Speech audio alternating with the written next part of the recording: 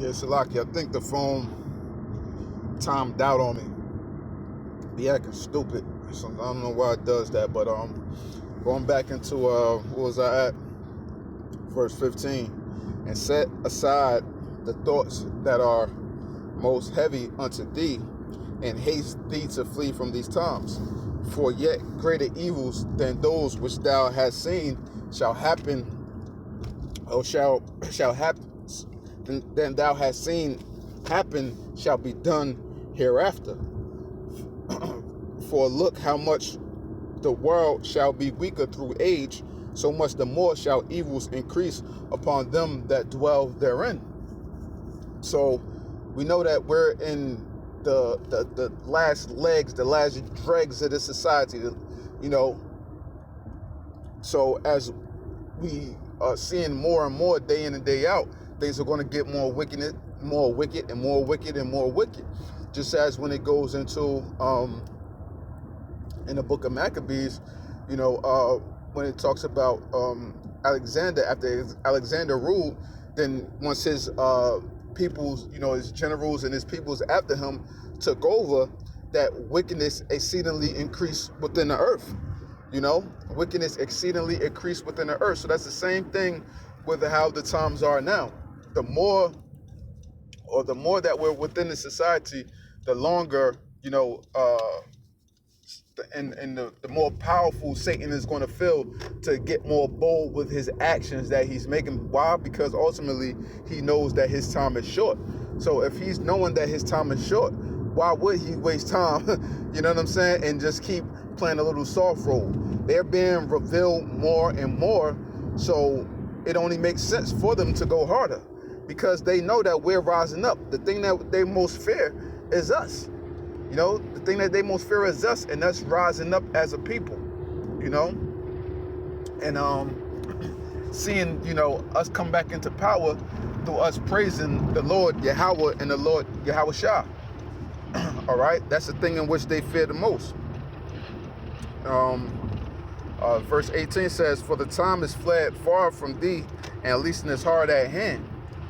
And for now has hasteth the vision to come, which thou hast seen." So what? We're supposed to be hastening the day of the Lord, you know, as it gets into in the scriptures. You're supposed to be hastening the day of the Lord and awaiting our big brother's second return, you know, because the things that are coming to this world, people can't fathom, man. You tell them about certain basic things, they can't even seem to grasp that. So how much more the things in which we're telling them that are coming upon the face of the earth? You know, when we speaking directly from the scriptures and people just taking it at face value and not for what it truly is, you know, that's how you know that we're in the end of things, because people don't want to listen to anything that's sound anymore. Anything that we bring out that's actually sound doctrine, they don't even want to give ear to it. You know, simply because what, they're hooked upon the so-called white man's philosophies, his ways, you know, his sorcery, so on and so forth, man. And they can't get enough of it, man. They can't get enough of it.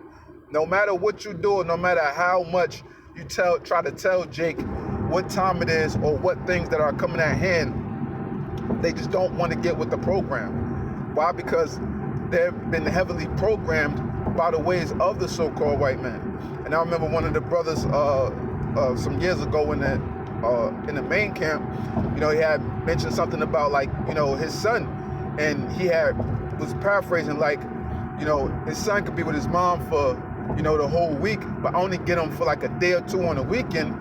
You know, I can't instill what I want to instill in him because he's with over there a whole week.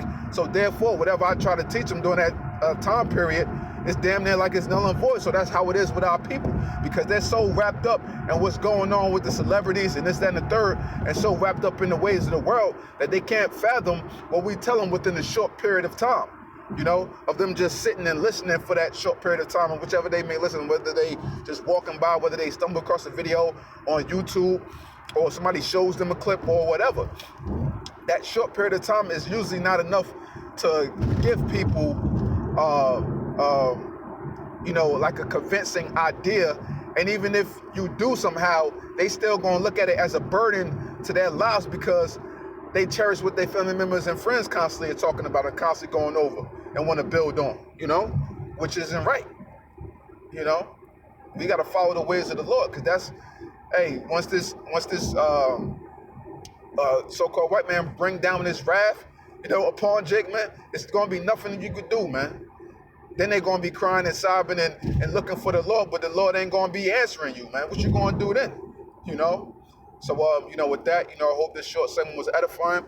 I'd like to give all praises, honor, and glory to Yahweh, Ba'ashem Yahushai, Ba'ashem Makakwadash, double honors to the apostles and the elders of Great Millstone, and Shalom to Lek out there doing this work of faith and live with love and true sincerity. Shalom.